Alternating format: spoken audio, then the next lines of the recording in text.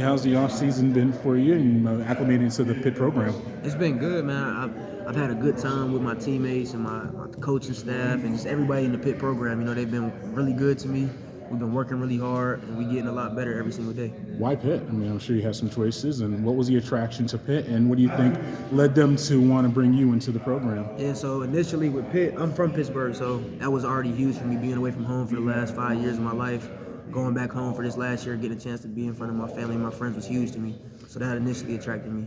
But, And you just, I'm sorry, cutting you off there. Good. Yeah, how big was it? You mentioned to the previous reporter getting that 6th year. How important was that for you? That was huge, man, because I had to sit out a year, unfortunately, because I was a year too early before the transfer rule.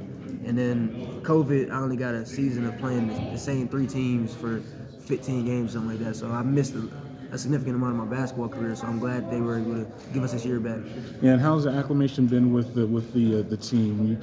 Coach mentioned summer. Not everyone was there. I guess you had other commitments, but how have you been able to mesh with the other teammates just this summer, getting ready for the year? Yeah, we've been meshing pretty well, I think. But like I said before, we had a lot of very interesting conversations. We've had a lot of real conversations, had some time to really spend time outside of basketball, and I think that's more important because when you get into the gym, you know, we got older guys. We all know what's required to win. Like we know the steps that need to be taken, but until you become real brothers and real friends, it don't matter. Yeah, and just what do you think Pitt landscape is in the conference? Ups and downs. Coach Capel trying to establish some things. Where do you think the team is right now, and where do you think the peak can be for this upcoming year? Yeah, I think where we're at right now is we're just in the process of building right now. We're focused on brick by brick laying down this foundation for us, for the next group that comes after us.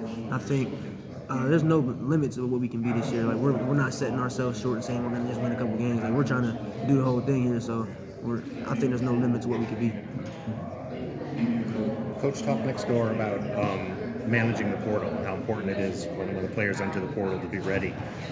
What was your experience like on the other end when you clicked that button or whatever it was to go into the portal? Like what happened next? So honestly, my experience was I played against Wisconsin. I'm not sure which day of the week it was, but I didn't enter the portal until Monday.